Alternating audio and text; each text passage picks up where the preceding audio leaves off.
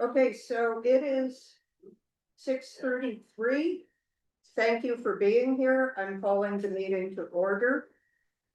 We are live on Zoom. I hope the folks can hear us that are zooming in. We can go around the room here and we do have quorum, by the way. So if we'll go around, if people could just give their name and their organization, or if just their name. So I'm Kathy San Fernando Valley Audubon. Kathy Schreiner, Neighborhood Council Sustainability Alliance. Glenn Bailey, think for right at the moment, resource conservation in Santa Monica Mountains, depending on Shelley arriving. Shelley is here. Okay. And also Encino Neighborhood Council non-voting organization. Okay. I'm Teresa Brady, San Fernando Valley Group of the Sierra Evangelist Chapter. George Wendell, which is California Native Representative. Joe Phelps from the Sierra Evangelist Chapter. Mary Ann Davis was Audubon and with Sierra Club. Second. Angeles. Erin Pierre from the LA River. Everyone, my name is Paola Flores Lindis. I'm Kira Durbin, Sherman Oaks Neighborhood Council non-voting. And online, we have Barbara Heidemann, who is Galaxy 814-5G, please. Hello, I'm Joshua Martinez with Recreation and Parks. Hi, Joshua. Hello. We have Hannah Whalen from the U.S. Army Corps of Engineers. Rosie Abatisian from Council District 6. We have Narit, who is a board member online. Would it be appropriate at this point to make, can she simply attend online at this point, having a contagious disease? We can vote to invoke. Do we have that on the agenda? No. Well, we're not voting on anything. Yeah, it's okay. I'm happy to just attend. I don't need to be a voting member tonight. Thank you, though, Pat. I'll have to put that in the future. It may have been modified by Senate Bill 707, but in the meantime, yeah, put it on so we can vote. Yeah. So I'm going to make a note to add that to all the agendas. Okay. As a matter of fact, I looked it up and Senate Bill 707 didn't amend the provision. But so you can put in the government code section. That's probably don't put the bill number. I think that bill. I'll run it by you. Okay. Thank you very much. So we have more than a quorum. I'd like to make a motion to approve the minutes of the January 27th meeting. No, you can't. Aaron, okay, Pat here. Aaron, do you want to read the roll call for the votes? Because we do have to take roll call on votes. Read the roll call for the votes. I can do it, I'm right here. Oh, sure, thank you. Okay, Pat is yes, George? Pardon? For the minutes. The Yes. approval of the minutes, okay. Aaron? Yes. Kathy? Yes. Glenn? Yes. Pat is yes, Joe? Yes. Terry? Yes. Okay, thank you. The minutes are approved. We're up to item 3 on the agenda, public comment on non-agenda items within the subject matter. So attendee Mary Ann Davis would ask to Yes, make a statement.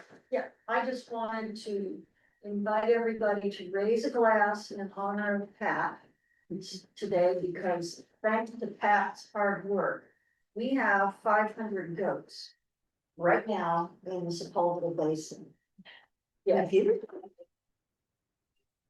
It is truly exciting and it is truly due to Pat's persistence. I also want to point out that you should check out the mayor of Los Angeles's post today. She posted twice about the goats, both photos and also a video, which features our own chair, Pat Bates. So yes, huge kudos and thank you so much for your persistence on this.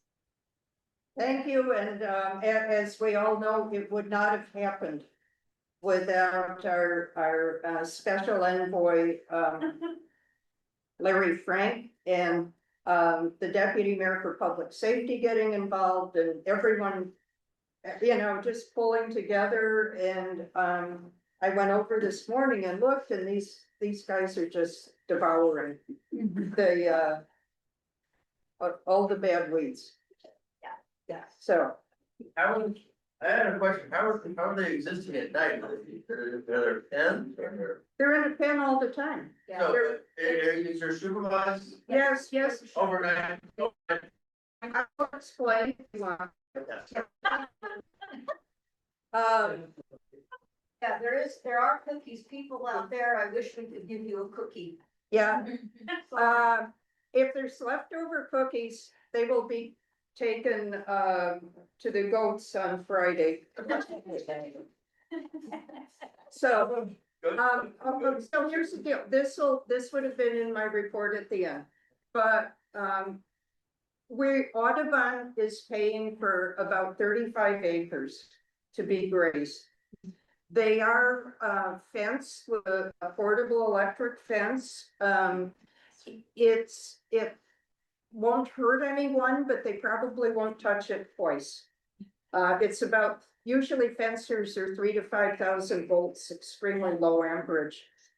The goats are, it's divided into about 10-acre sections, so the goats are in a 10-acre section with a dog and 24/7 goat herder. And the goat, that was one of the trickiest parts of the deal, was getting Wrecking Park or Army Corps permission to have the goat herder there 24/7. And in exchange for that provision, the city had to agree to evacuate the goat herder in an event of rain. So that's the deal with it. They will be in there probably about 2 to 3 weeks. The drop dead date for getting them out is March 15th, but if we start seeing nesting activity or something before, then it may accelerate it a little bit. But he may actually bring some more goats in. Because they'd originally estimated 1,000. So anyhow, Where's Pat? excuse me, Where's Pen? they are in the field by the model airplane park.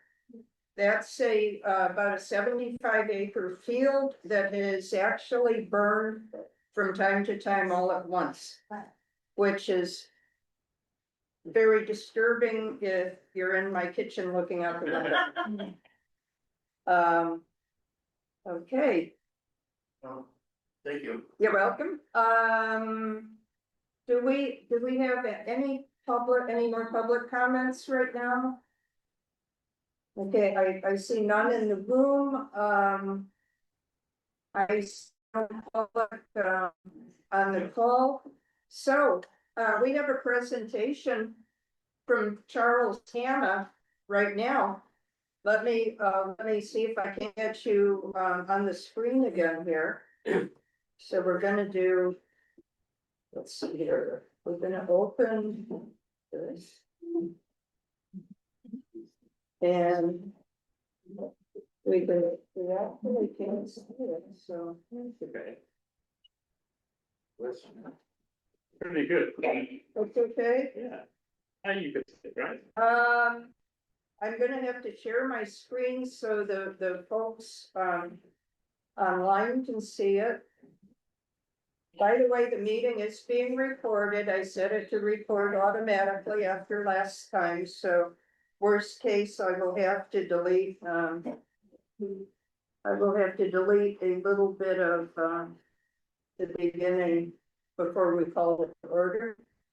Hold on a second, we're going to go.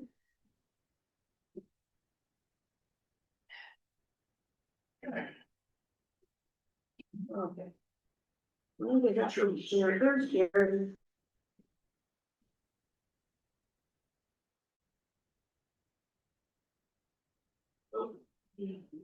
Better cookies. Okay, all right, here, the picture is shared, and, I'm gonna run on version 11. Well, I should start. Is it in focus? Yeah. Hey, Pat, I can only see a corner of it where the green outline is on the screen. Okay, I'll take care of it. But let me start and just say congratulations on the goats. It's a big deal. I remember speaking to Greg, I don't know, 5, 6 years ago, and he told me that this was the plan. And it seemed such a simple idea. But you guys have been amazing to have actually made it happen. So, Pat, and it's also paid for. Yeah, well, I know it's bad. well, no, and Audubon is paying for it. Yeah. Rec and Parks did come in at the end and they paid for a $5,000 biological survey. Yeah. So, and then, just the fire department, everyone was pushing. So, You know, it's a great example of what an organization like this can do. A community organization focused on a very specific place, which is this jewel that's just across the road there, the Sepulveda Basin. And I want to also acknowledge that we wouldn't be where we are today, I think, with our organization, without your support. Because it meant a hell of a lot when Rick and I came and gave a presentation, I guess it was a year ago, something like that. Because we can only do these things if we do them together. So had very kindly asked me to come and give you an update. And we've had one really significant leap forward in the last couple of weeks. The biggest issue that we've had is getting written site access to our site, the 60-acre area that's all in color here. Of course, it's the Army Corps of Engineers, and it's also the Department of Recreation and Parks. But for us to be able to raise any kind of funding at all, we need to know that we have what's called land tenure. We need to know that we have access to the site. And understandably, you know, bureaucracies don't go as fast as you'd like them to. We've been talking to Recreation, well, initially to the Bureau of Engineering, because the vision plan that we were a part of was in fact put together, as you all know, by the Bureau of Engineering. And it took a while for them to tell us that, oh no, you've got to go to Rec and Parks. So once we started going to Rec and Parks in June last year, then, you know, there were more delays. You know, well, what is it that you need to do and how much is it going to cost and how is it going to happen? And in December, we managed to get a meeting with all of the stakeholders that was moderated by one of the deputy mayors. And I thought, this is it, this is going to be the breakthrough. But unfortunately, what happened was that particular deputy mayor focused on one of our ideas, which is to bring these mature coast live oak trees to here, plus also to the wildlife reserve. And that deputy mayor said, well, we can't give you anything because they're protected by the state. We all know they're protected by the state. They're coming from Ventura County. What is it? You know, anyhow, it went round and round in circles. I have to say that Deborah Weintraub who was just about to retire from the Bureau of Engineering, was incredibly unhelpful as well.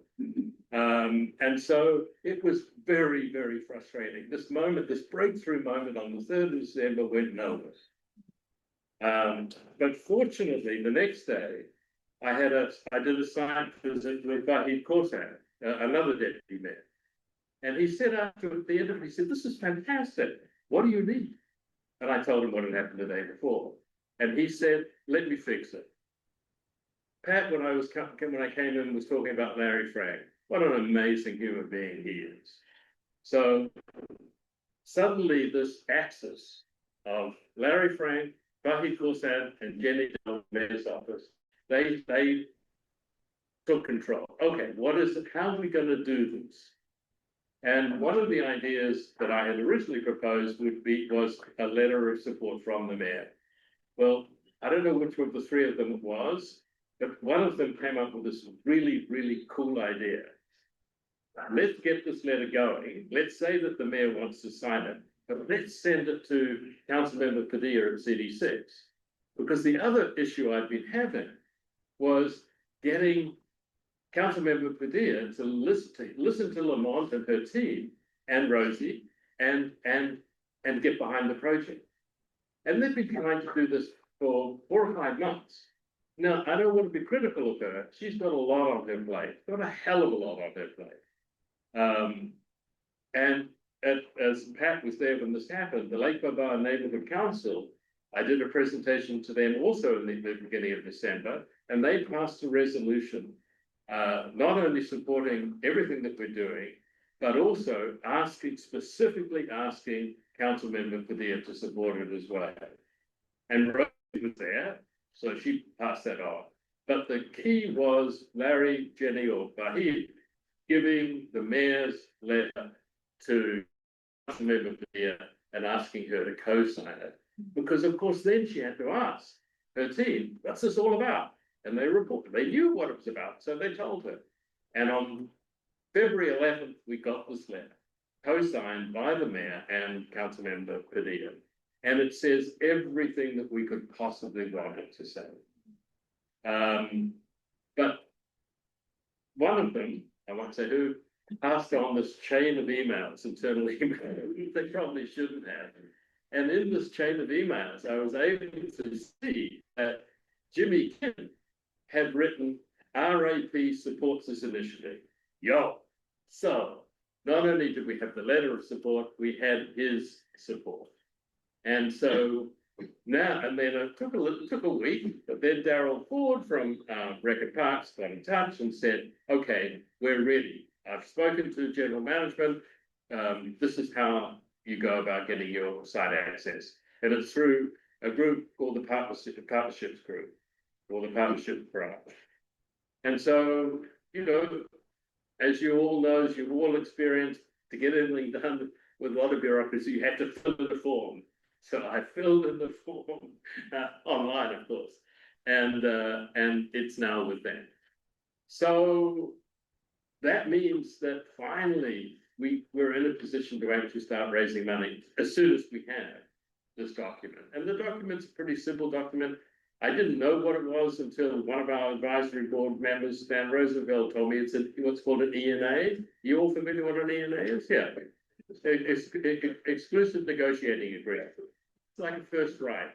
In my business, in the film and television business, it's like the first right of refusal. So we have the first right of this piece of an agreement for this piece of land. So that's what we're pursuing. But yeah, so it's moving. But just a little update. I don't think. I mean, yeah, this is the other area I wanted to talk about. So this is what I call the mud pit. Yes. The mud pit in the winter and the dust bowl in the summer. You know, it's an all-purpose place, and it's low lying, so it floods like crazy. In the work that the vision plan people have been doing since the plan was released, they're going to widen. Bull Creek is going to be widened a little. You know, they're widening the valley of the main stem of the LA River. They're also going to widen a bit of Bull Creek. As I'm sure you know, the most amount of water that flows through the basin comes on the LA River, the main stem, but the second most comes down Bull Creek. And Bull Creek always is flowing 365 days of the year, even in the dry summers. So the plan is, and also you all know, because you guys have researched it, that in 2009, the Army Corps of Engineers and the city did this amazing restoration of Bull Creek. And within something like 15 months, there was a flood, the bank subsided, then we'd get this goddamn shaded fence on one side and so many invasive species on the other side. So Bull Creek's it's degraded like crazy. So part of our plan is to bring that back to life. However, in the meantime, LA28 are using, as you probably know, up here, they're gonna have the BMX racing event, you all know that, right? And there's been a lot of plans, but that seems like it's fixed now. So the BMX racing for that event, the staging area is gonna be here. So all the buses bringing and the security, everyone's gonna go across this bridge and up to the bleachers. So that's what LA28 are planning for that particular event. The other events that are happening in the basin, as you probably know, are happening in Woodside and the Woodley Lakes golf course around there. So we've got this one. So what, I spoke to Michael at Mentor at LA28, and so what are you going to do? Put a black top. He didn't actually say that, but he inferred that that's what they're doing. I thought, what a crazy idea! Another heat island? I mean, really? And so I said, you can't do that. And then I talked to the city, to the mayor's office. We cannot allow this to happen. So now coming back to Bureau of Engineering, the Bureau of Engineering and their guys and that wonderful team. As I said, so they're planning to widen this creek down, and they're planning to use this area for retention tanks, underground retention tanks, which is a genius idea. So instead of the water when it floods going to the LA River and out to sea, we're actually going to have, hopefully, if we can pull this off, we're going to have big tanks underneath this area. So, but to do that, we need permeable pavers. And then the other thing is, if we want to do is bring some of the oak trees when we get them and put them in it. Not, this is me, my crappy attempt at Photoshop. I had no design, as you can tell, but I thought that looked kind of cute. But we'll have some of the oak trees in there as well. But primarily it'll be permeable pavers, retention tanks underneath. Obviously, not the entire area. There'll be a number of tanks so that we can actually plant some of the oak trees. And then Rick, my partner, he came up with this genius idea of using this. There's a swall, that's going from along Balboa, right?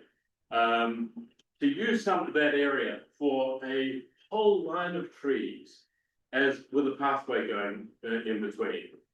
And in terms of showing off this part of the basin, this part of the park, will just be gorgeous. And I don't know if you're familiar, but there's an island in between the north and south parts of Balboa Boulevard. There are some coastline oak trees right across. So his idea is that, as I say, we create this walking path all the way through so that you can walk from Balboa Station all the way down to this access road if you want to. But it'll also be beautiful.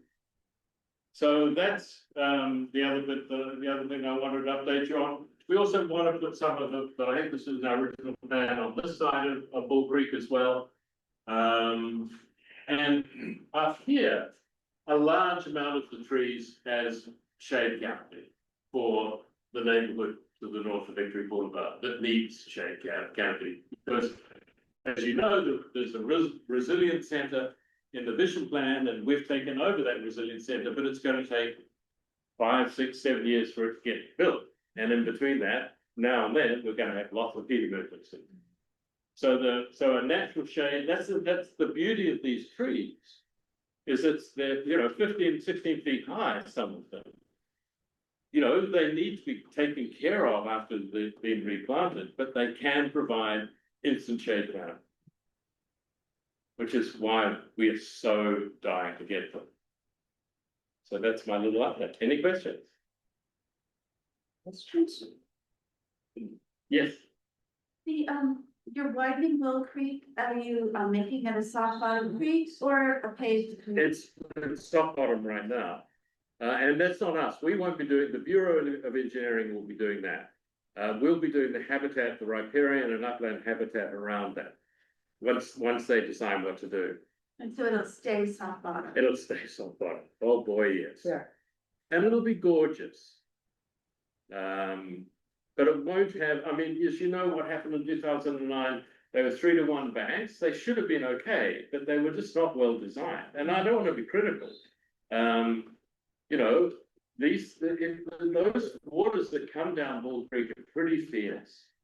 I mean, every single time there's a lot of rain, I go to Mill Creek, I wanna have a look.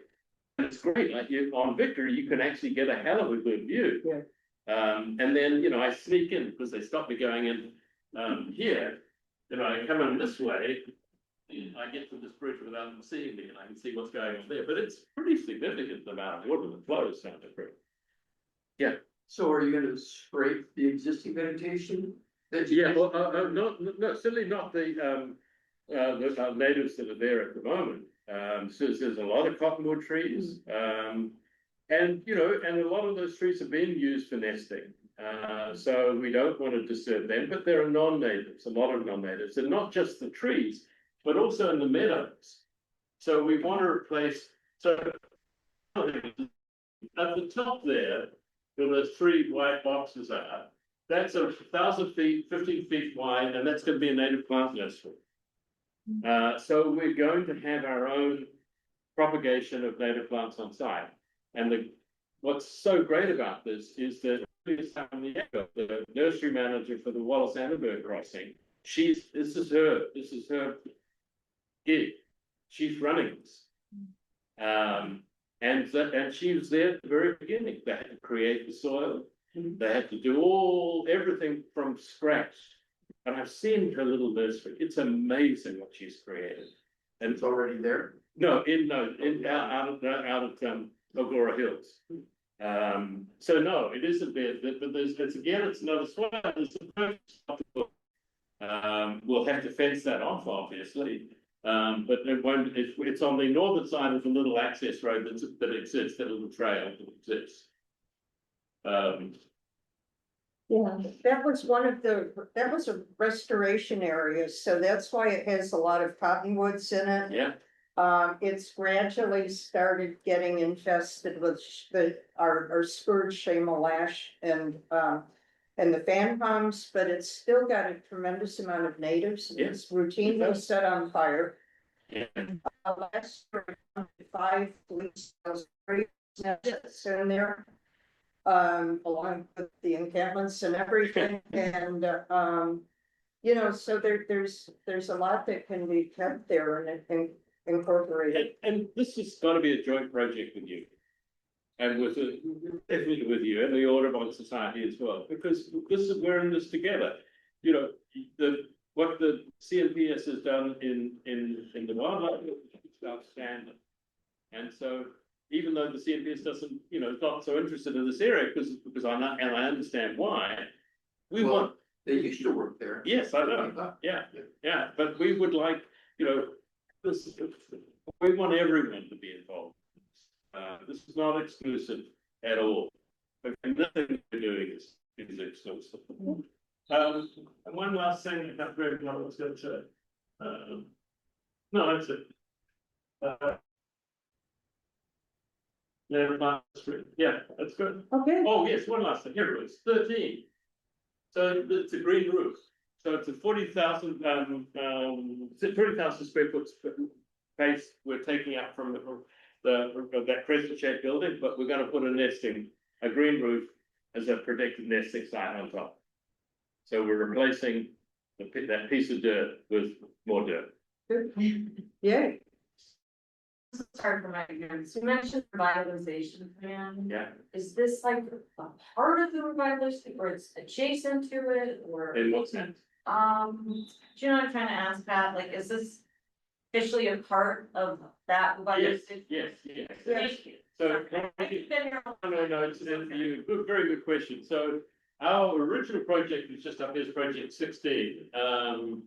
22 is the revitalization of the dechannelization, revitalization of Hall Creek. So we're doing the habitat restoration, but the Bureau of Engineering will definitely be involved in figuring out what to do. Or geosynthetic, group. So are you going to be allowed to be fencing this? No, we don't want to fence any of it. The only part we want to fence is the native plant nursery at the back. No, fencing, avoided at all costs. Answer your question. And of course, we want to improve the walking paths. I mean, my dream I don't know if you've been out to Wildwood out in Thousand Oaks. You go to find the creek, it's a waterfall and there's a creek. If you walk along the creek, there are these oak groves and you think you're in paradise. That's my dream. I want to create walking paths in oak groves in this 50-acre area of land. They're not big.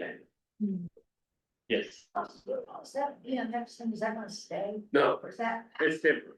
Okay. But again, the blacktop will be temporary, but I don't want you to put temporary blacktop there. Please, we can do better than that. What a crappy way to present Los Angeles to the world.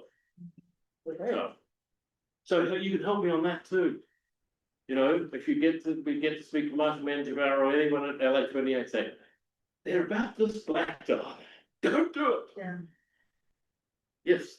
For the couple questions, number one, the walkway along Balboa Boulevard, would that be in addition to the existing bicycle path? Yes. So it's in between the bike path and actually there are two bike paths. I don't know if you know that. There's a bike path that's up against the sidewalk, and then there's another bike path that comes through this and joins the other two. Yeah. There are two. Or a portion. Not paved. No, not for the whole area. Yeah. Yeah. Yes. Not paved though. Yeah. Paved. Both of them are paved. One is actually a walking path, So, and one is a bike path. right. And then there's the sidewalk as well. Together. Yeah. And then there's the sidewalk too. Okay, well, so anyway, originally when this was put in back in the 80s, Yeah. 70s, it always was an issue because the bike path being right next to the sidewalk and Yeah. so I don't know if you're gonna be able to take people off the sidewalk, put them over there, but I would just say that hopefully that'll be part of a interactive discussion, because sometimes when people visualize, oh, we'll have this nice meandering walk path, and that's pretty if you're not, I mean, that's great if you're just like wandering around nature, but there's also people who want to get places. Right. And that's been an issue with many of the stretches of the bike path in the basin. Yeah. Pedestrian bicycle conflict over the years. Yep. Not separate. Right now, the standard is separate. Yeah.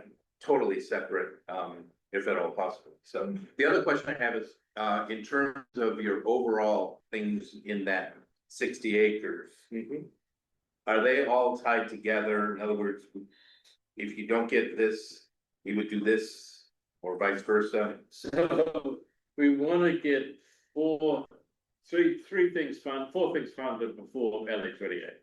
We want to get the native plant nursery funded. We want to get that area with the dust bowl funded. We want to get a feasibility study funded. Anyhow, those are the, and so we planning to get those done before the games. The feasibility study will be incredibly detailed. It'll have all of the planning approvals, all of that documentation. It'll confirm the budgets and what have you. So those are the initial elements. But once we get that will illustrate to us what's actually going to happen, that feasibility plan. And that'll be done by an architect and also by a landscape architect. So it'll be a combination of those two skills. Because there are two buildings we're building. Actually, maybe three. Oh, Homeboy Industries are very interested in running the cafe that's going to be in the plaza, which would be so cool. Are you gonna have a separate lease from Army Corps, or are you having a right of entry from Recreation? It's through Recs and Parks. So Army Corps have said yes to everything except they don't like the Native American restaurant because they think it's for profit. So once they know it's not for profit and it's part of the education center, it'll be fine. But the Army Corps have said, those conversations have been primarily just short emails, but they have been very, very helpful. But our lease will not be with them. Our lease will be with Record Parks. It'll be a sublease because. A sublease, exactly. All right, but Army Corps of Engineers still has to approve any physical improvements. Everything that we're doing, that's why we're doing this feasibility study. So that they can look at it in minute detail and say, we like that, we don't like that. And that's why I asked if, so for example, the restoration of the Bull Creek restoration area and whatever related types of things, native plant, non-native removal and all that, I mean, that's something we've worked on from day one before it even existed.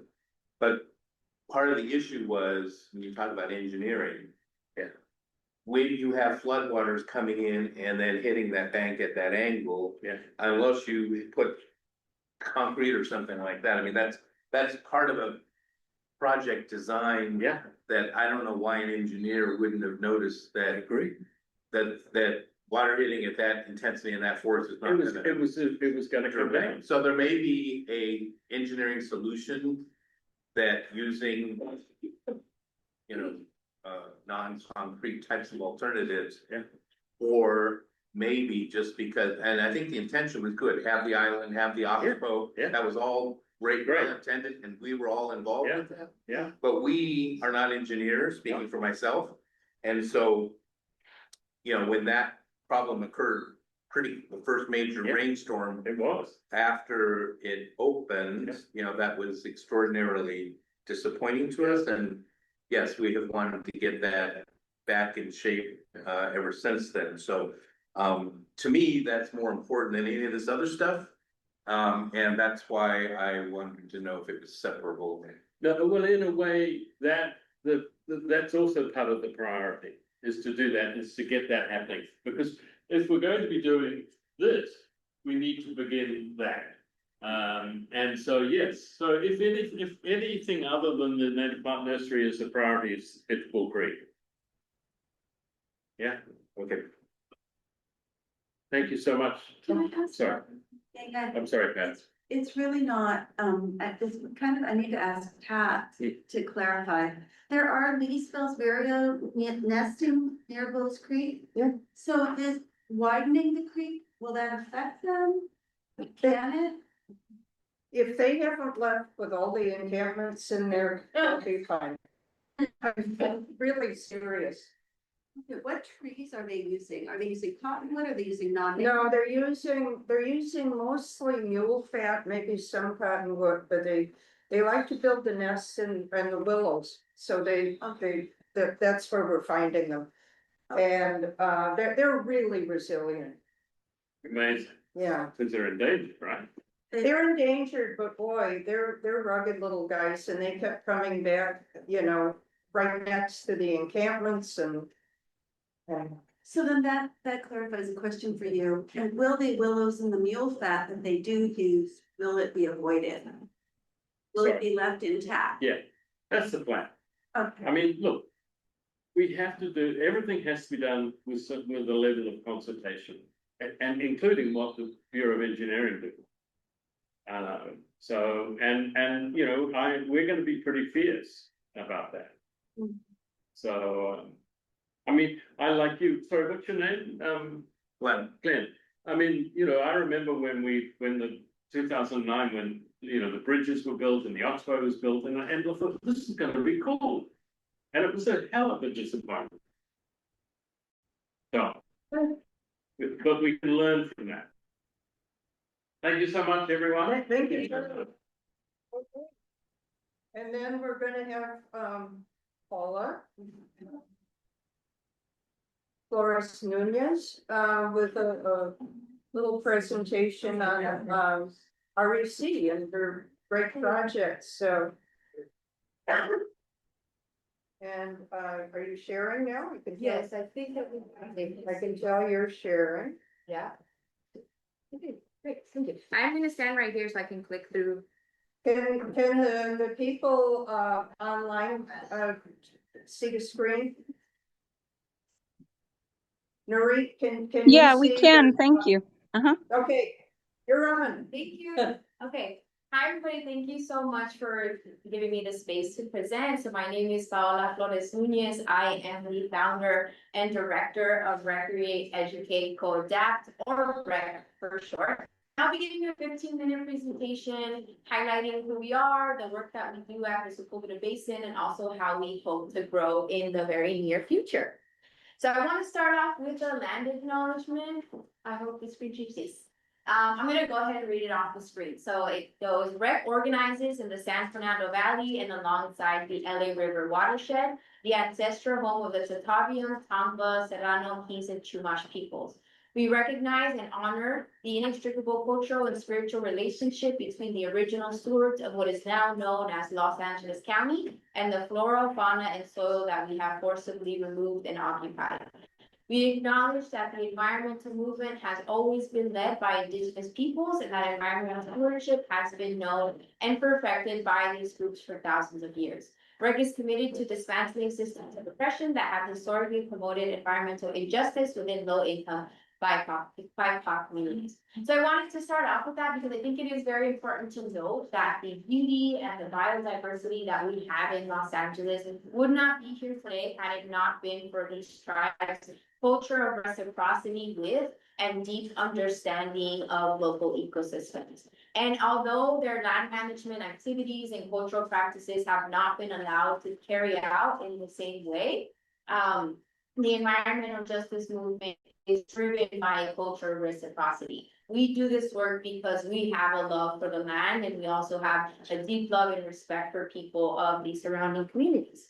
And so that is exactly who we are. Recreate, Educate, Co-Adapt, or REC for short, was founded in 2022. We are an environmental justice organization dedicated to transforming the neighborhoods of Los Angeles. We do work in the San Fernando Valley, and we try and transform neighborhoods and spaces and build them into places that are safe, that are beautiful, and that are inspiring, that also connect people to nature, to themselves, and to each other. And so our mission is to reinvigorate our neighborhoods, our built environments, while bridging the gap between people and the natural world. And so by doing this, REC is able to provide resources and tools that cultivate awareness and foster hope that ultimately helps to ease environmental angst. And the way that we ease this environmental angst is through our tangible changes in the neighborhoods where we live. And that's done through our programming. So REC has three different pillars that we focus on for our programming, and those are community beautification, wilderness restoration, and environmental education. And we focus on these three pillars because a combination of these three focuses allows us to have a more holistic understanding of barriers that exist that inhibit community development, as well as a better understanding of actual changes that we can provide in communities that are going to improve the daily lives of Angelenos. So our community beautification projects reduce the risk and impact of extreme climatic events in our neighborhoods. So things like flooding and heat waves. We focus on doing projects like cleanups and trash abatements, specifically in very flood-prone areas and along sewers in our neighborhoods. And we have also participated in and are planning various plantings in the neighborhood of North Hollywood, where we are able to increase our urban canopy and also reduce heat overall. Our wilderness restoration activities create and maintain habitat links, both in wild spaces and urban settings.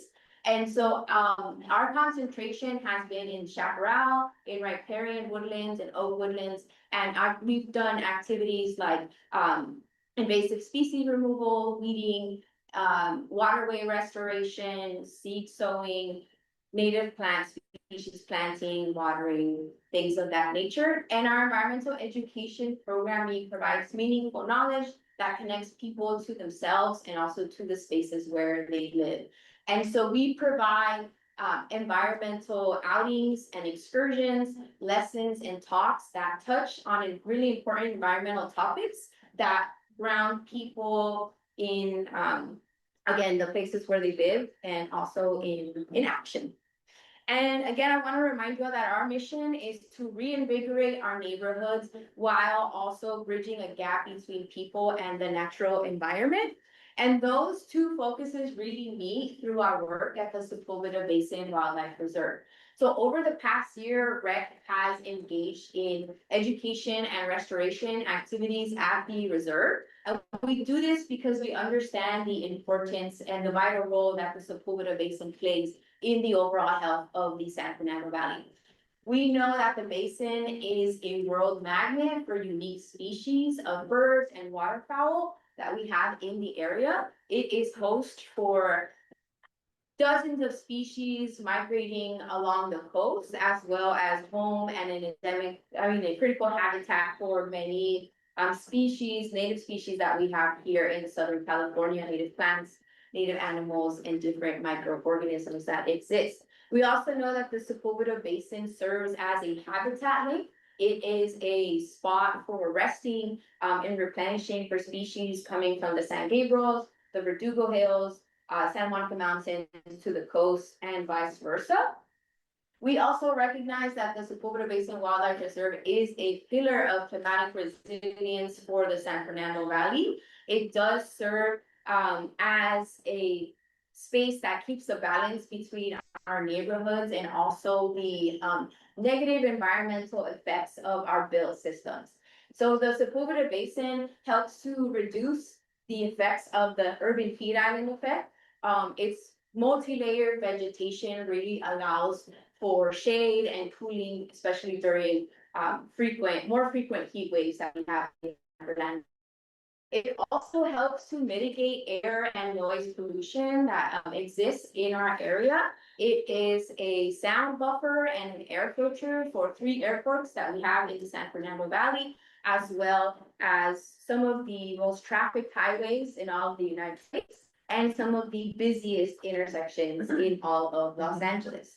At REC, we recognize and are very thankful for the strategic planning of this floodplain because it does bring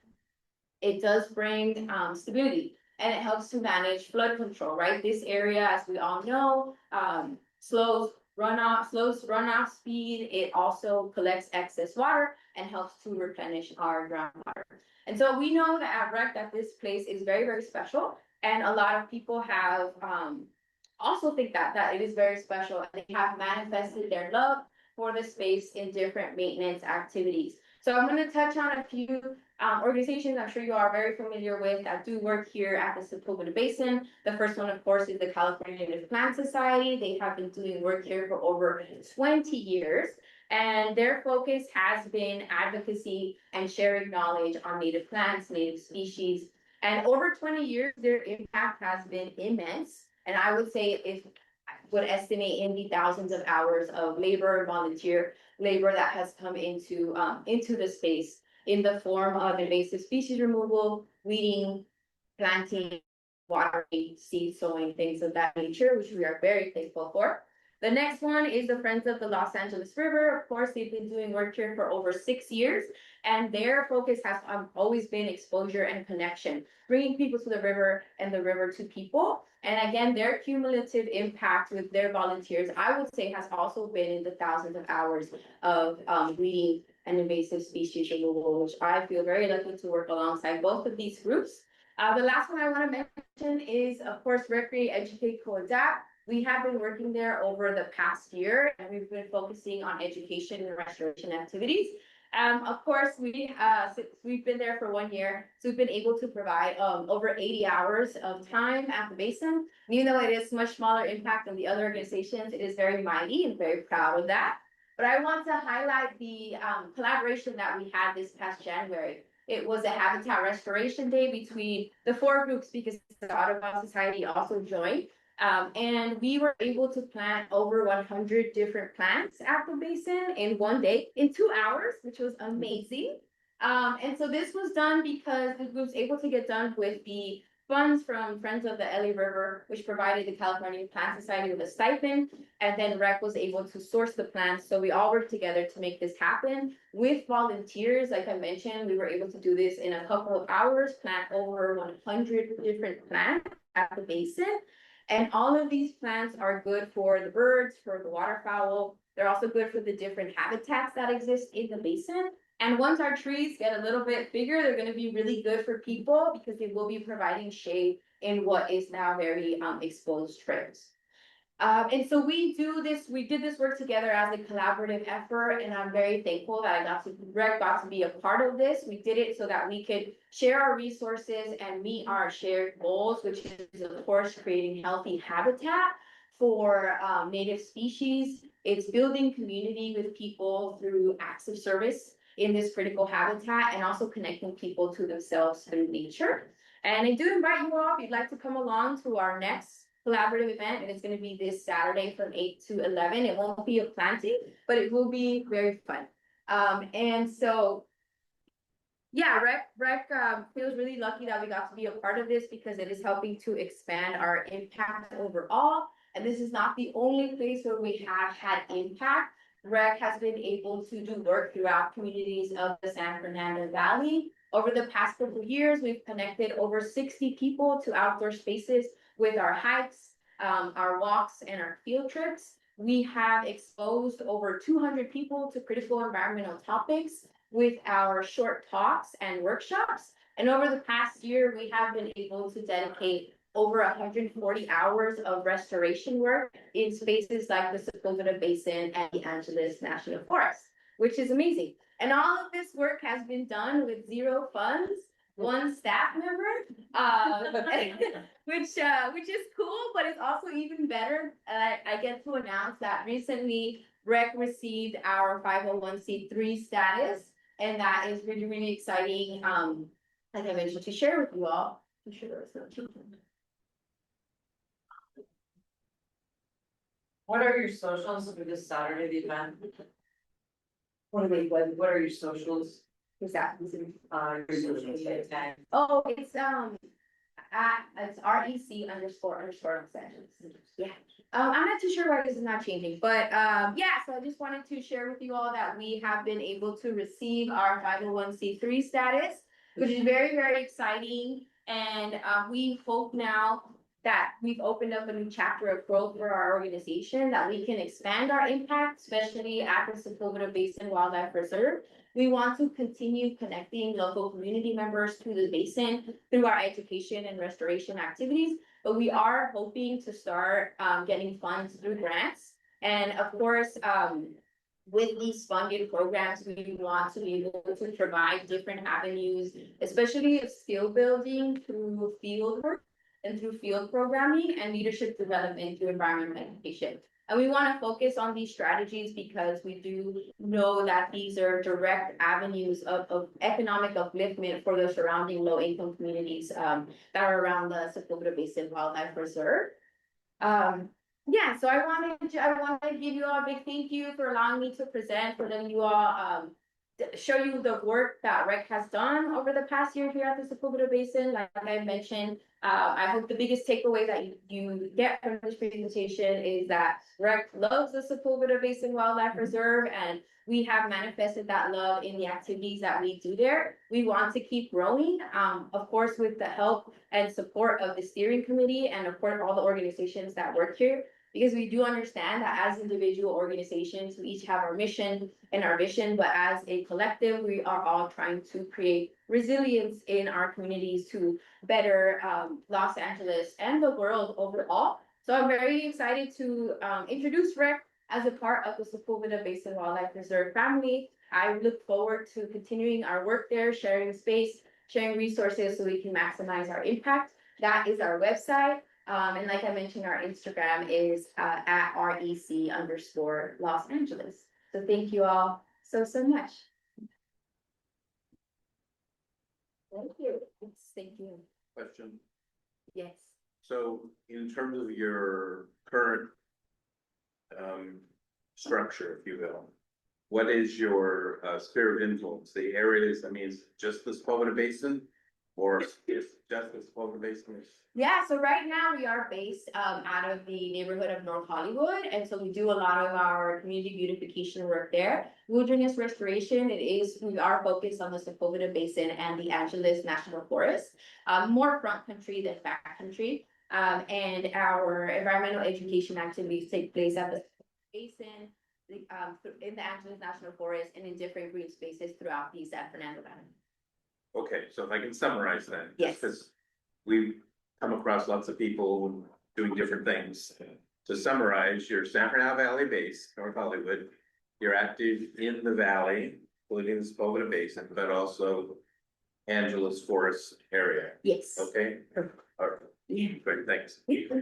Thank you. Yes, thank Do you. do we have any questions from the, I don't see any hands raised.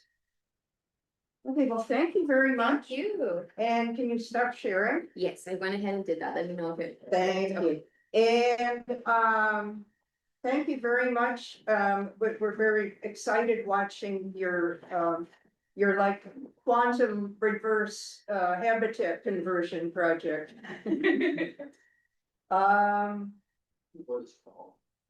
Larry Frank, I think you're here. Let's see. There he is. Hi guys. Hi everybody. Hi, Hey, Larry. Hi. Hey. So I could speak to some things, many things, or nothing, but I could give you you want a quick update on our favorite subject of the day, which is fire grazers. I could tell you the backstory real quick. We'd love to get the backstory from your perspective.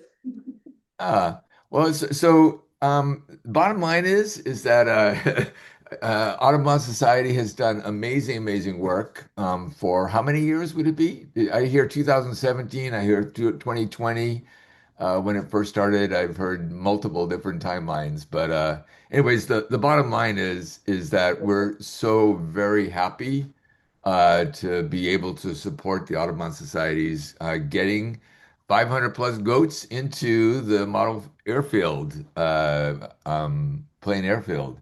So backstory was it took a fair amount of work.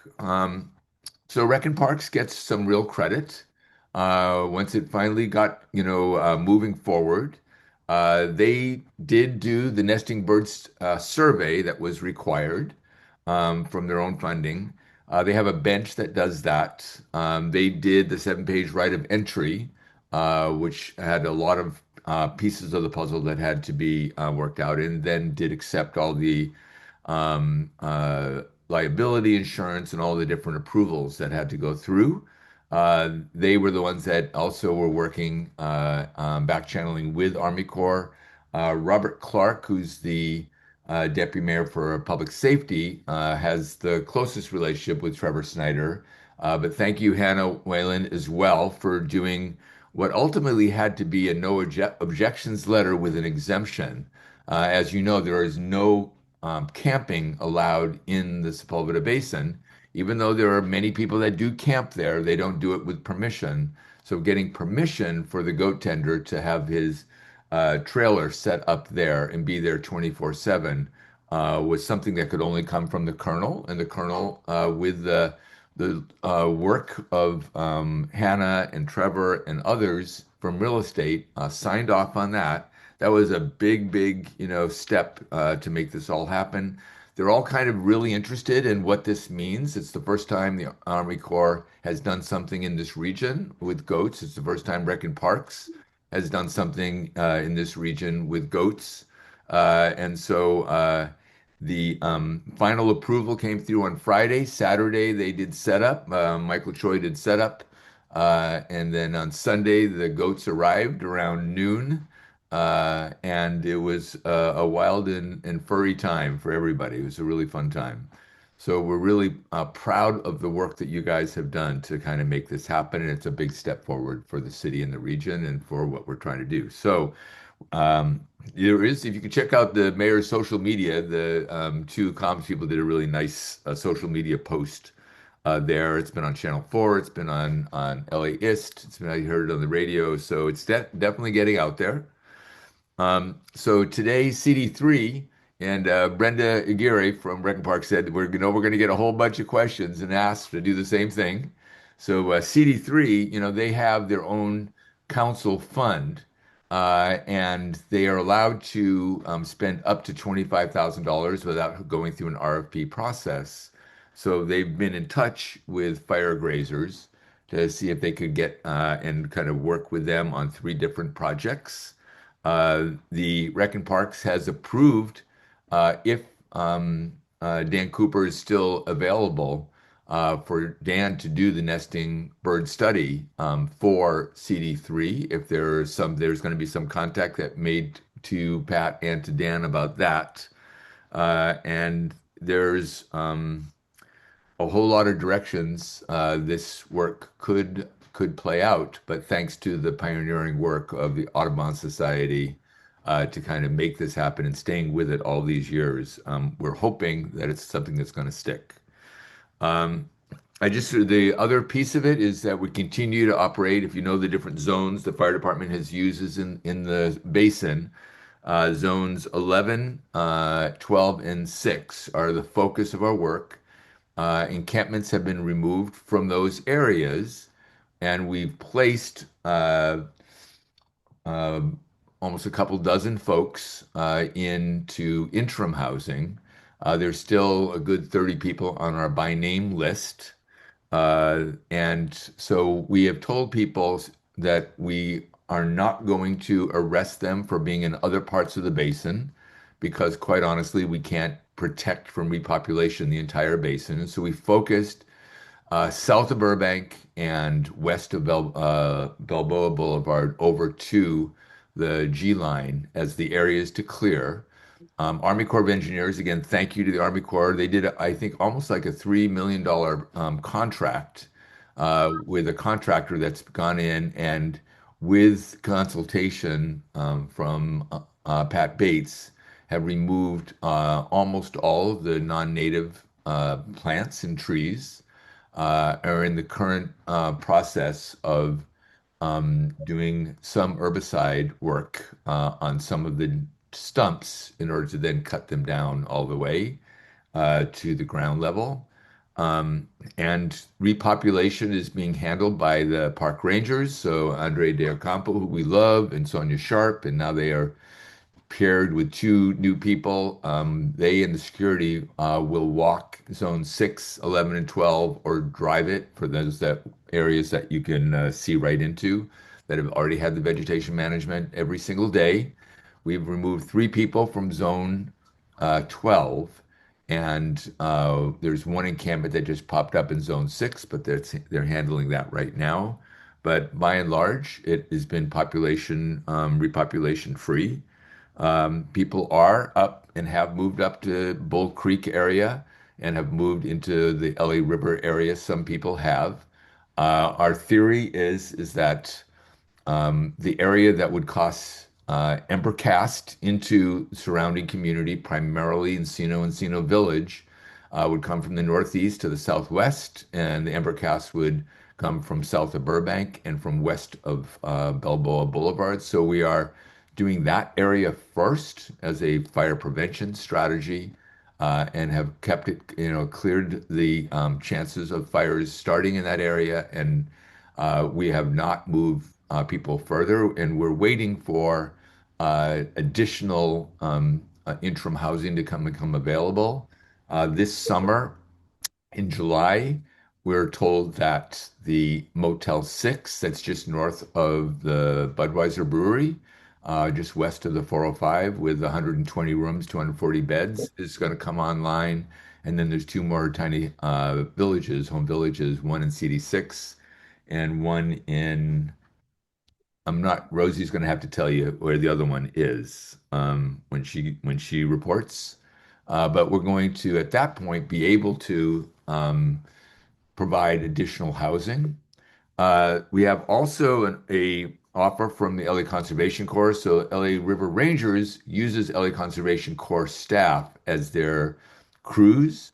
LA Conservation Corps has some Prop 4 money that's going to all the different local corps. So they have a $200,000 to $300,000 opportunity, and they want to do it in the basin. It's going to take a notice of exemption and a very clear sort of delineation as to what lands to work on. They are looking to get the funding this summer and have it available to start in September after the bird nesting set, timeline. And so we're looking at that point, if in fact we can get a good number of folks into interim housing and offer it to them in good faith, that we would be maybe able to look at Bull Creek as the next place. So in the point in time count that a lot of us participated in, there were about 40 people identified up in the Bull Creek area. There were about 15 people on the south side of the Ellie River, west of the G line. There were about there was nobody in zones 11, 12, or 6. There were a number of people, somewhere around 25 people in zone 3, which is the Ellie River between Balboa and Burbank. So we're trying to be, strategic about how we are approaching this in a way that actually places people into interim housing, but also we can protect from repopulation. And the LA Conservation Corps taking on that. They also said that they could take on castor bean and arundo throughout the basin. They do a whole lot of work to get the necessary permitting for the herbicide, which are essential to being able to do any kind of eradication of the most invasive species that we have, especially the arundo and the castor bean. And we do need to continue making headway on the Mexican fan palms, which we've done some in Zone 11, but we have a long ways to go elsewhere. So that's the Sepulveda Basin stuff. I could speak to other things, but that's would be just a quick update on where we are. Well, thank you. Do we have some questions? I would like to know where the other tiny homes village is going to be, if you can get that clarified. There's another tiny home village somewhere. Yeah, so there's, like I think there's going to be one it could be in 2027 or late 2026 in CD6, but there's another one. But Rosie, I think maybe could tell when she speaks. Okay, and Rosie will be on next. Thank you. Thank you very much. Now that it's saying our internet is unstable. Okay.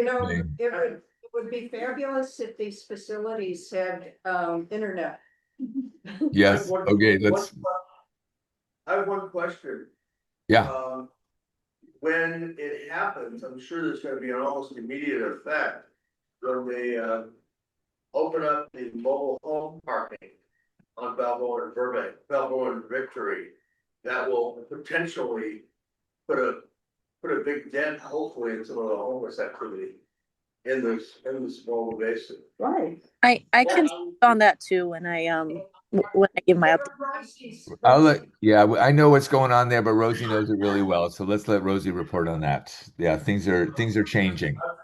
I was just gonna make a comment that when that does open up, and I'm not really a big fan of using the metro parking lot for mobile home. That's out of my hands. Yeah. Obviously. People aren't gonna be living in there. It's not mobile home, recreation. It's recreation. Oh, recreational vehicles. Empty. They're empty. Oh, I thought they're gonna be lived in. They are not. Oh, no. No. Oh, okay, forgive me, all right, then I was speaking. Okay. Never mind. Never mind. Yeah, Thank and you, then Larry. you're welcome. I just also want to thank Charles for that report too. I learned some more. Yeah, that was good. Okay, I'm gonna take the spotlight off you and ask Rosie if she can jump in here. Sure. Good evening, everyone.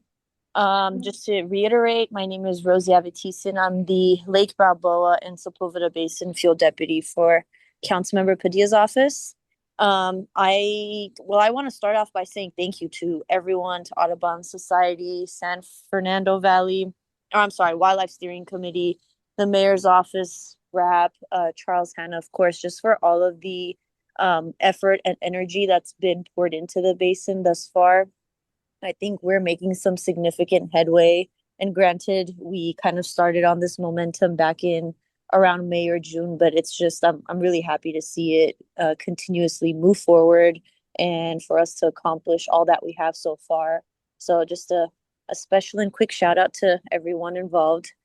I'll start off with the housing shelters and everything that's coming, just because I know that was just discussed. We actually have a meeting tomorrow with the neighboring council districts, including CD4, CD2, CD12, our office, and the mayor's office to discuss all of the housing that's coming to these districts, and also how we can prioritize placing some of the individuals from the basin into these tiny homes or the shelters. So for starters, the one that's coming to CD6 is actually going to be in Sun Valley. It's the Sun Valley tiny homes.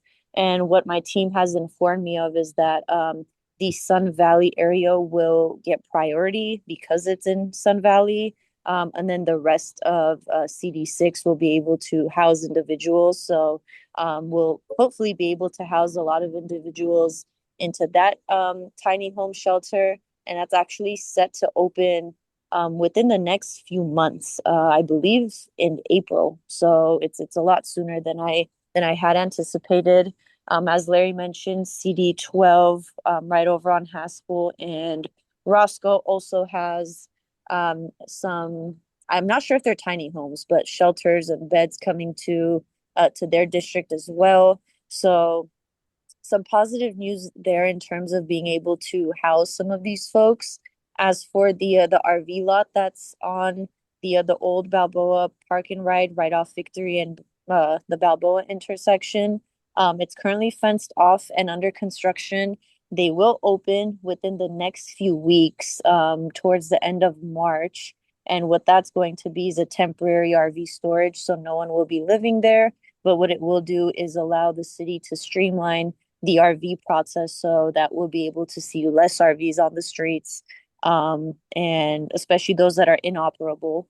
So that's going to help with the OPG yards and LAPD and LADOT to tow them. So that will be opening within the next few weeks as well. And then as for other updates in CD6 pertaining to the basin, our office is working with Jesse Gabriel's team and Henry Stern's office to continue discussing this Prop 4 $22 million amount that's allocated to the basin. The mayor's office and our office is aligned with our goals and what we want to use the money for.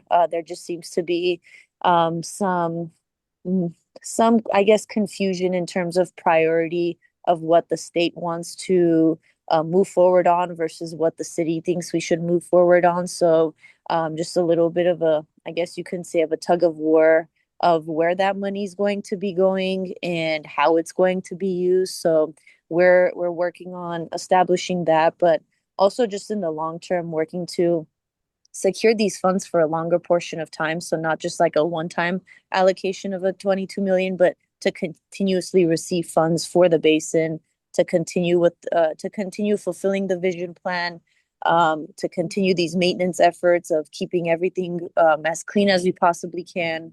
So those are more of like the long-term things that we're working on, but nothing is set in stone yet.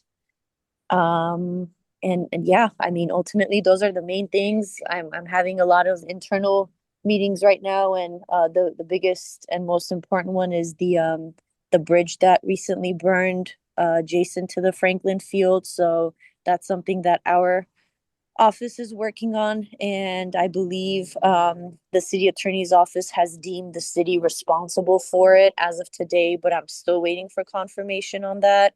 But what we're going to try and work on is getting these folks a secondary access point in order to be able to access these fields and the parking, and then hopefully just put it on the budget for repairing it as a whole, as we're figuring out the next fiscal year. So just some further update on that as well. Also, just something separately, I've been working closely with the Balboa Sports Complex. They recently got a new director of the sports complex. So I've been working with them and getting a list of kind of like immediate needs to do some upgrades for the sports complex, including just some minor tweaks and fixes. So hopefully that's going to make it down the pipeline too, and we can start improving those facilities as well. But yeah, I'm open to any questions. Sorry, I know I kind of talked all in one breath. I have a question. How's our website coming?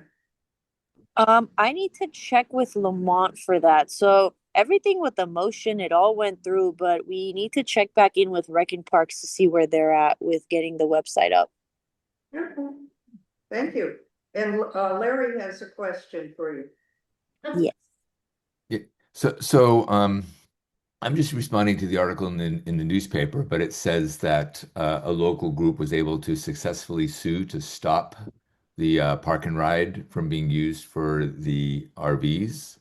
And it's the judge supported the lawsuit based on the fact that it could be the legislation could allow LA County to do this work, but not LA City, even though we worked so hard to get it passed. I, to be totally honest with you, have not heard of anything about any delays in terms of a lawsuit or anything like that on the city side. So I will check on that. Yeah. Can I clarify? It appeared the lawsuit apparently did not allow the confiscation and dismantling of them versus that particular facility. So I think they're going back to the state to try to get the legislation corrected. But given that, and it is the city, that was the ruling that the city can't take these and demolish them. Yeah. So that's where it is at the moment. We'll see if it gets appealed or if there's some other way to address it. But yes, unfortunate for those people that worry about the RVs, I opposed to do those that worry about the park and ride. Yeah. I do recall reading something along those lines, and I think it was making its way down, but I just know that if it's going through the official process with the CAO's office, which all of these operations do, that it should be fine because they're deemed inoperable. They can't move, and I believe that there's also leaks on them. Then that's separate from what the bill talks about, but I may be wrong. So let me go back to our legislation team too and verify all of this. And then I can, if anything, just send an email update.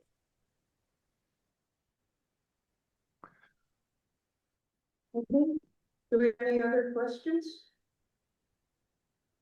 Okay. Okay, thank you, Rosie. I think we'll move along to Joshua from Rec and Parks if he has an update for us. Hello. Just a quick update on the signage. We do have the signage. We're just waiting on carpentry to install the poles. And then we'll be able to put them up. Is that for the around the goats? The boat, around the boat, At the ramp, which? the lake. Oh, the boat ramp? Yeah, at the Okay, around the little wildlife lake. Yeah. got it. Yeah, Rec and we Parks. did replace some of the signage already, but we're just waiting on the poles. Okay. But it's in the works. Okay, There, so there's there's a that was no fishing signage that we need, and then we've got the goat signage. Yep, that's coming too this week All right. from Rec and Parks. Thank you. Also, I know there was it was brought up last time about the blockage on the creek there. I Yes. was out there one day and actually saw sanitation, and they actually cleared and worked one of the areas. Yeah, thank you. It turns out, the creek bottom is actually technically a storm drain. So it turns out sanitation is responsible for them, and when I filed a request, noting the storm drain was blocked, they were out there within a week. So I don't know who helped expedite that, but, It was really good. We have asked them to go back and make sure that the whole channel is draining properly.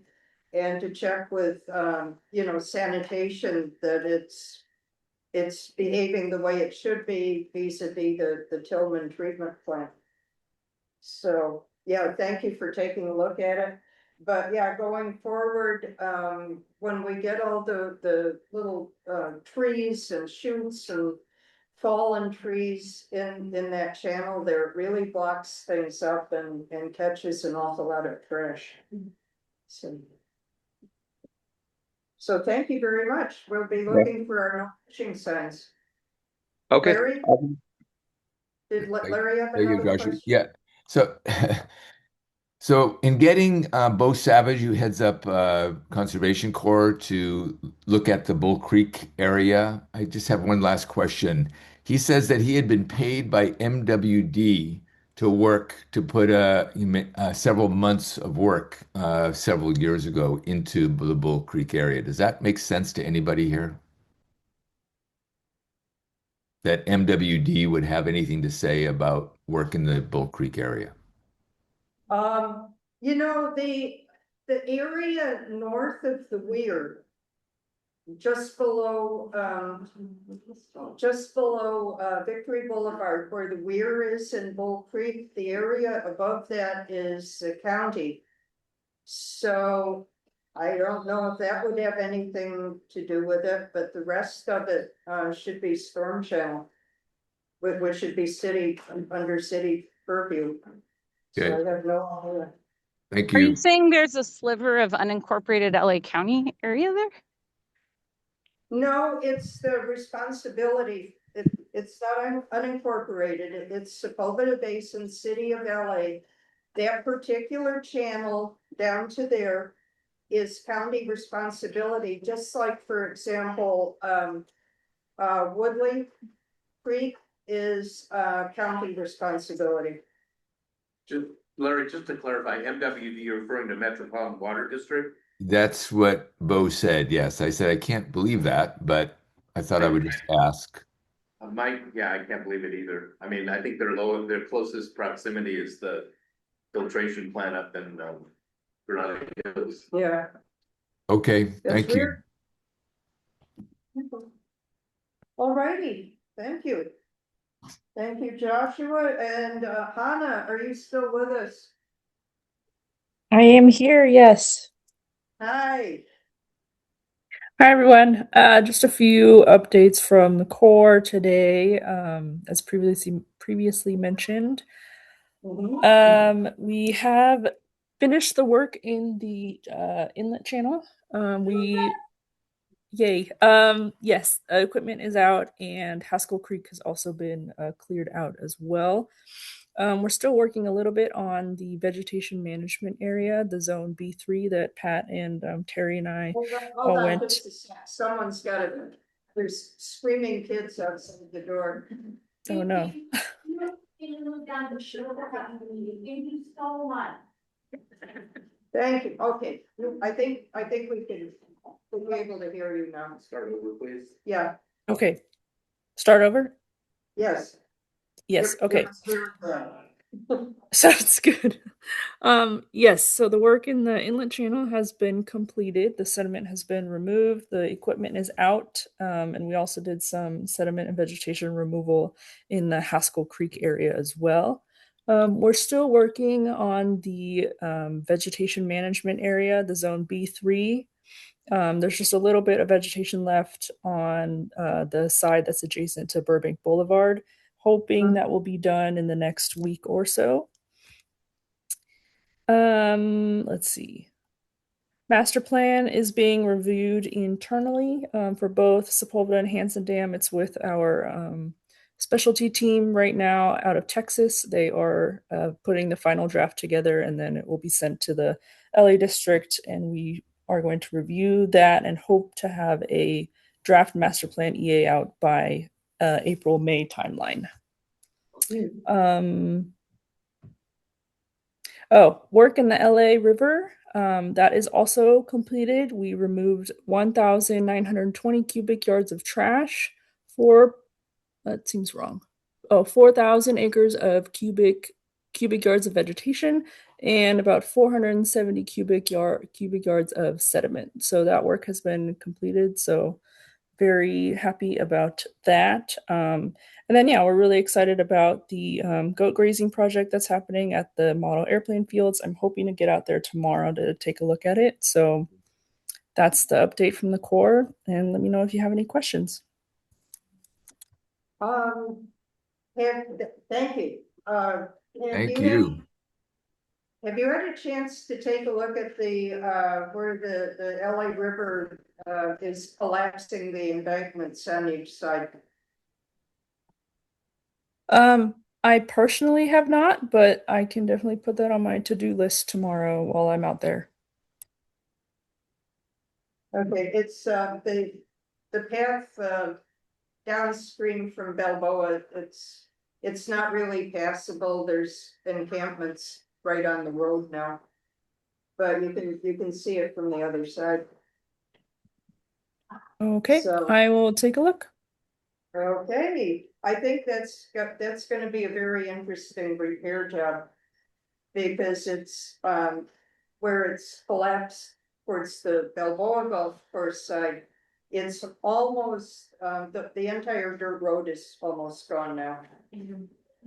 So. Can you describe where it is between Balboa Boulevard and Burbank Boulevard? How far? I would say a third of a mile downstream. And then, of course, on the opposite side of the river, it's collapsing and collapsing into the Woodley Golf Course. But that's further downstream, so if you go in at, on the south side of the river at Balboa, head downstream. There's some large encampments right on the road, and just past that, the whole road is collapsed into the river. So So the best fire. way to see it would be to go from the north side and look across, so they wouldn't have to go across where the encampments are. You can look on the north side across, we've got, some trees are getting leaves on them, so it's a little hard to see across in many places. Yeah. But it is collapsing, approaching where we have the Great Blue Heron Rookery.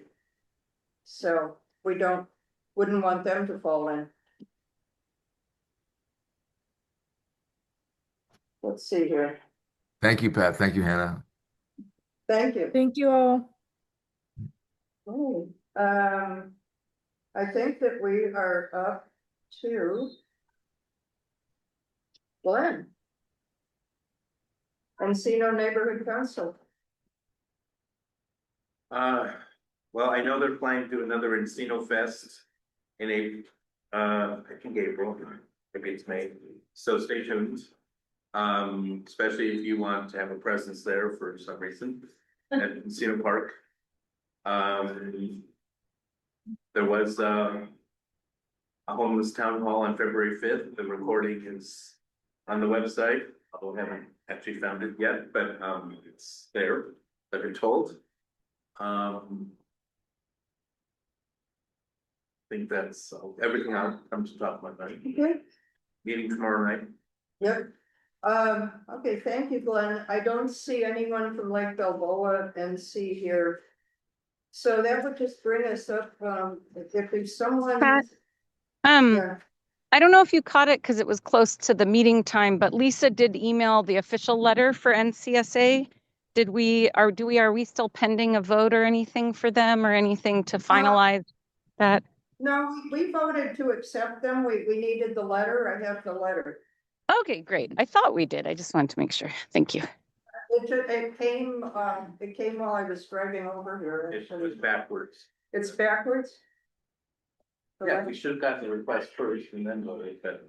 Well, we had the request on email. She just was being extra fancy and requesting it on letterhead. I think these days the electronic correspondence could have been sufficient, but to stick to the letter, we requested an additional formal letter on letterhead. But we had already received the electronic request, Glenn. Okay. Alrighty, so, yes. So we are good there. As far as old business, I'm gonna defer the decision on the river project till, I think, next meeting. Oh. No fish. Unless Sorry, we I want- I did hear back on River Project. Let me make sure to get this correct. Sorry, continue what you were saying, but I may have something for River Project before we close. Well, let's do it because that's next on the agenda. Okay, one River second. Let Project. me find the correspondence with Lily on this. Okay, just while you're looking for the correspondence, the no fishing signs are on the way. Yay, because we've got rampant fishing and we are tracking instances of bad behavior in the basin. So I've got the people doing the field trips reporting, fishing instances. We had a guy urinating by the boat ramp. We've had all sorts of things. We've had off-leash dogs. So I am, if when you're there, you see something, send me an email. If you have 3 words on your phone and it's something somewhere not really identifiable, you can give me the 3 words. And I'm just putting it in a database that we'll be sharing with the rangers. So. You're saying the Audubon Society leaders are being charged with particularly looking for this sort of thing? Yes. Yeah, What happens to we're getting sick of it. We've had big off-leash dogs crash into little kids. The last thing you want is some perv running around the little kids. So yeah, I've asked people to start letting me know, and and then I wasn't doing it, so now I'm doing it. I'm getting all these emails, because every time I go there, every single time, there's illegal fishing. There's loose dogs, there's people riding motorcycles through there. I mean, anyhow. And it's no good for leash dogs as well. Right. There's a problem with the municipal code. And there probably will need to be a city council action to make any dogs in there. Right. The signage says no dogs, it's, the code is not the code is no off-leash dogs. So, it's something to follow up on. It's bad enough, the dogs have very negative impact on the birds in the area. So. And it's also, I think, the perception of the community. The first comment that I saw about goats the last 24 hours, basically was, what are all those goats doing in on the running path? It's like, they're not on the running path. no, they're not, but his perception is that this is an area for us to have recreation, the humans to recreate. Well, And so it was just, an opportunity to educate, which I did. yeah, well, good, thank you, because the goats are nowhere near either the bike path or any walking path. In fact, I walked around the thing today. It was a struggle getting through it because I'm not touching the fence. I'm on the outside of the fence and the weeds are up to my waist through there. So I went tramping through there today and I'm very tired. Yeah. And allergic. I wonder if it might be possible to post a sign along the walking path about the goats with a QR code, sending to the website or the mayor's post or something for more information. We've got a boatload of signs going up. It sounds like imminently. Oh, great. Yeah. Yeah, that'll help, I think. Yeah, I see Mike B, your hand is raised.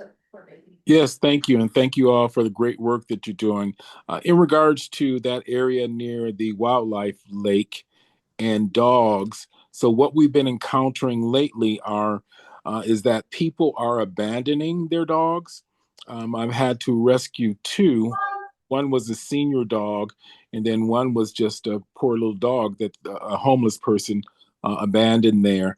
And one of the major problems is that East Valley Shelter will not take them, and they send folks to the West Valley, which is much further, which is not an incentive for getting these dogs in a safe place. And we all know what's happening right now with the overcrowded shelters.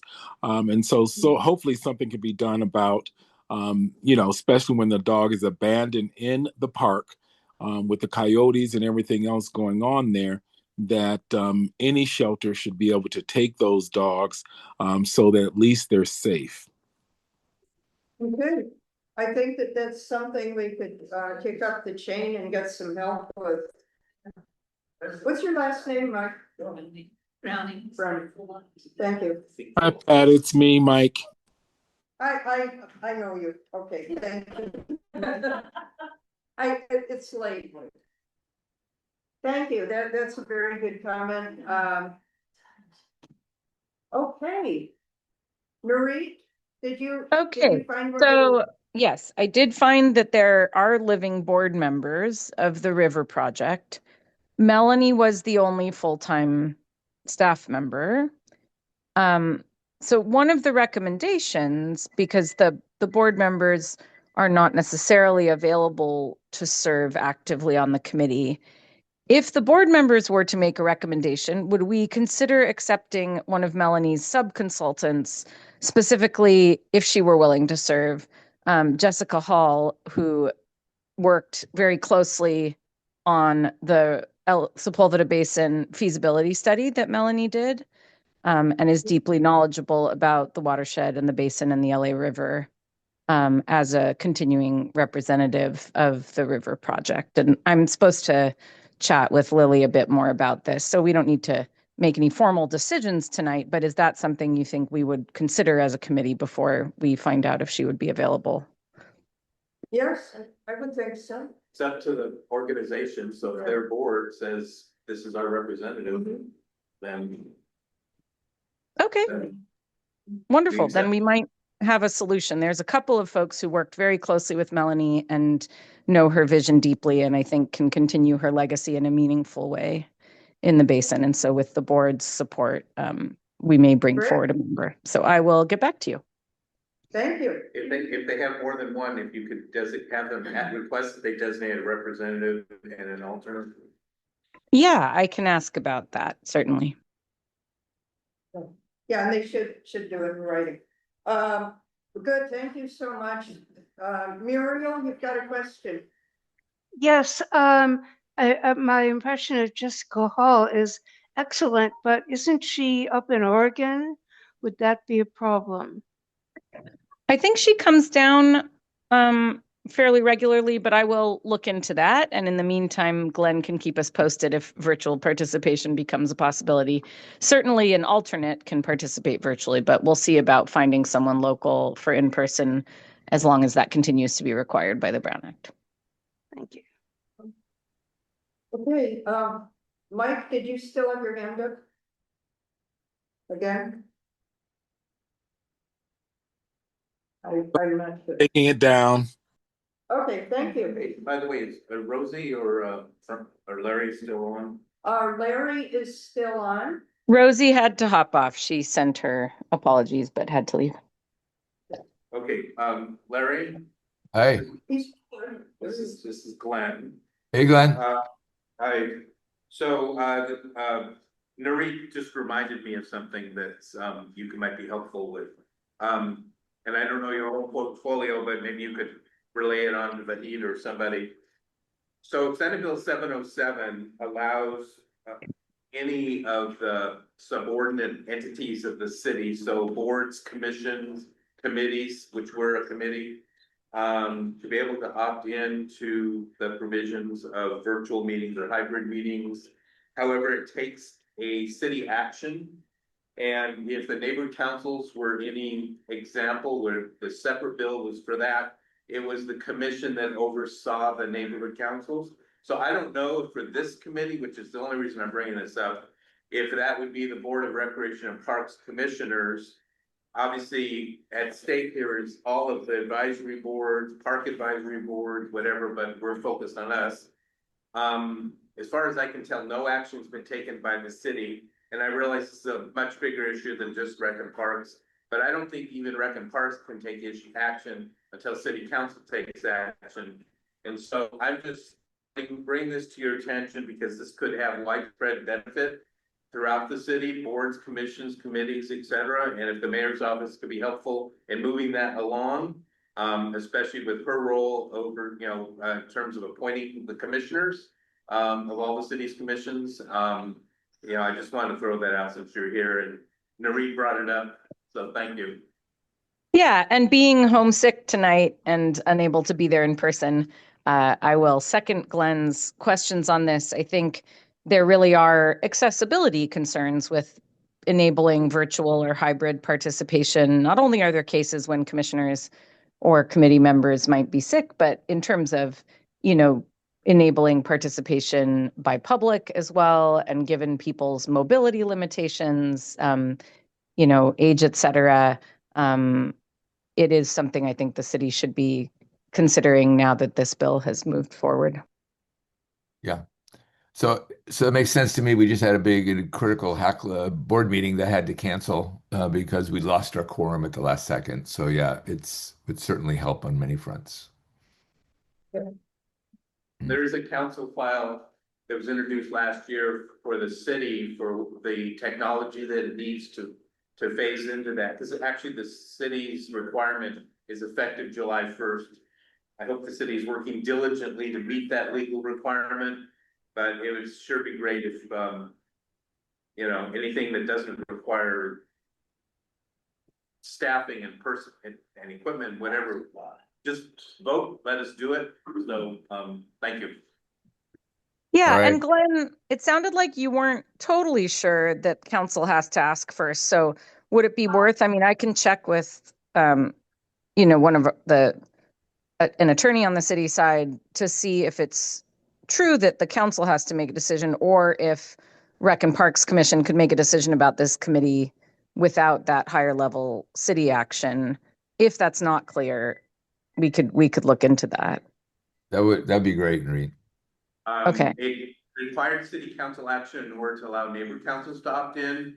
But it's possible that they nuance this bill differently. But yeah, you could certainly check with DWP legal counsel, for example. Yeah, that's what I was thinking, because I'd be curious, what jurisdiction. I think the same question could apply at DWP. So I could check with our council and see what they think in terms of these committees that are under commissions. Like, I think the commission, for a decision about how commissions operate, that might have to come through the mayor's office or city council. But for committees under those commissions, the commissions themselves may have jurisdiction to make those decisions. So I'll see what I can find out. Right, that's what happened with neighbor councils, but the commission could not act until city council acted to authorize it. Once city council acted, then the commission could. And do they have to, are you saying they have to act on every single commission, or is this a general rule that's going to be addressed by the city council? Well, this is Senate Bill 7. So the previous bill was specific to neighbor councils. So Senate Bill 707 is statewide, applies to all cities and counties and all of their subordinate entities.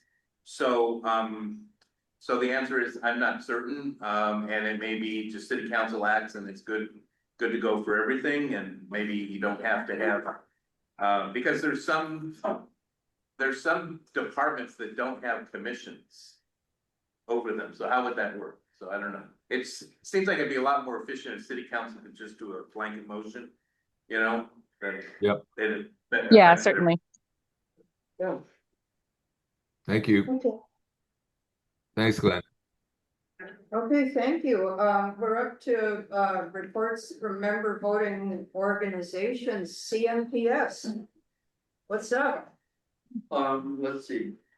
Well, as you heard, we had a wonderful planting day on January 25th, and I should point out that We had just met Paola around that time, and she's been working with us now. And it's really great that you can start making money. Somehow we're getting contributions, it's gonna be good. But she volunteered to lead the entire planting thing. After we resolved that we were gonna try to do it. And that worked out very well, because otherwise it would have been pretty complicated for us.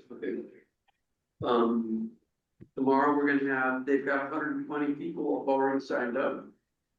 Tomorrow we're gonna be meeting, starting at 8 o'clock. Tomorrow? Saturday. Saturday. I was going to say Wednesday? Um, Okay, sorry, I'm meeting time. thank you. So, and Audubon Society will be leading tours. They're up to now 4, and that 4. Great. So many people. We had a nice meeting with the Friends of the LA River with waffles. Mhm. And we discussed the brainstorming, writing grants. Or I guess it's proposition 4. Yes. And that was a lot of fun. And Steve's big idea is he wants to get the creek cleaned out and limbed up so that it's open and not just tremendous mess of, I would like to do that too. and so we were doing little estimates of how much that would be and so forth. But it sounds like what we were talking about already. Yeah, Yeah, and you'll probably have to have LA Sam do part of it and, certainly their permissions and things. yeah. So, yeah, they did a great job cleaning up the creek. We were very happy with that. And Rizizia has a new method of weeding. He bought huge quantities of thick black tar, thick black, well, tar, I'll call it. And it kills the weeds really good. You're solarizing them. Yeah, solarizing, and so when the hot weather comes, it's gonna be awesome. And Yeah. Like, putting big black tarp over the weeds. yeah, it gets enormously hot underneath, and so now there's these rectangles of dead ground. Yeah. Where, and so he's just, it's amazing, he spent his own money, to spend. But it looks like we may not be able to continue doing that because labor. We're not sure we're gonna have enough manpower to promise that. But I mean, we were dreaming about covering the entire east field with the black tar. I'm sure those tarps break down. Yeah, wow. The sun breaks down plastic in there a certain amount of time. Well, we'll see. Yeah. But. The ones by La Brea have been up there for years now. By La Brea and across from Kenny Hahn, they put them up and they just never took them away. Alrighty, Okay, so that's it. that's it. Fuller. Not so many updates. Saturday, big habitat restoration day, and continuing to work towards our very large habitat restoration day with all our partners in April. Okay. We're hoping to have 400 folks. That's. April is Earth Month. Hey, Narit, do you have any update? No, I don't think so. Thank you. Okay. Kathy, do you have anything from Men's CSA? No, I didn't. Glenn, do you have anything for resource conservation? I just know they rescheduled yesterday's meeting to March, a week later, so I Yes. guess it'd be March 2nd or 3rd or something, so. Yes, and Shelley said they would agendize the appointment. San Fernando Valley Audubon, the big deal is obviously the goats, but Thursday. I think we've got a flyer there at it's like 6:30 at Encino Community Center. We have the raptor guy with a couple of raptors, and we'll have refreshments. It will be a hybrid, but no guarantees, because it's a little hard, it's just gonna be a little difficult. So if you can make it in person, make it in person. It'll be family friendly, I'll guarantee it. No children will be carried off or eaten. Then coming up We will have a monarch butterfly event, the same place at Encino Community Center, March 26th coming up, and then check the San Fernando Valley website for upcoming walks. I know on this coming Saturday, I'm out at Hanson Dam. We have multiple walks going on in the basin then and the restoration. Joe, do you have any updates?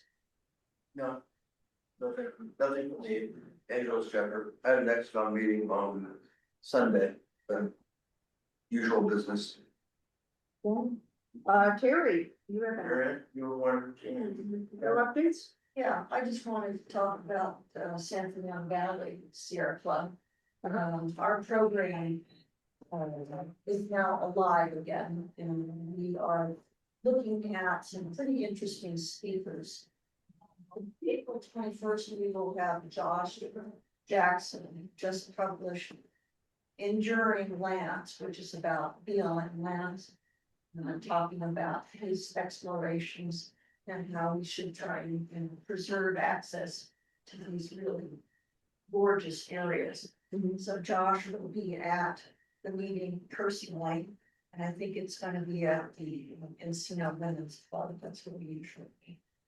And then after that, we are looking at somebody coming from the International Trail Building Association. There was a gorgeous article published in National Geographic last month.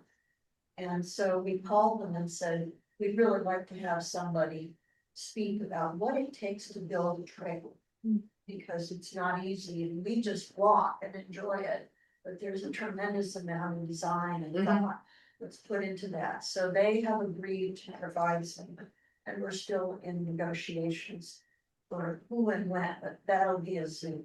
Because they're all over the country and they're in the field right now. So it's really difficult to connect with them, but they say they will come. And then the last speaker that we're working on is one of the, we've got like 3 or 4 faculty that have been suggested to us to speak about the importance of salt lakes worldwide. You know, our salt lake is part of a community of salt lakes in the world that, you know, birds use and all sorts of wildlife uses during migrations. So these people study those areas and try and counter some of the destruction that's happening to them now. So that was another sort of problem. So the program is alive and well and working with their. Okay. Well, thank you very much. Our next regular meeting will be March 24th, 2026. Do we have any committee member comments not on the agenda? If not, the meeting will be duly concluded. Or dully. Thank you, Fearless Chair, for another excellent meeting. Thanks Thank all. you, everybody. Thanks, everybody. Take care. Thank you. Good night. See ya. Take I like her, shot.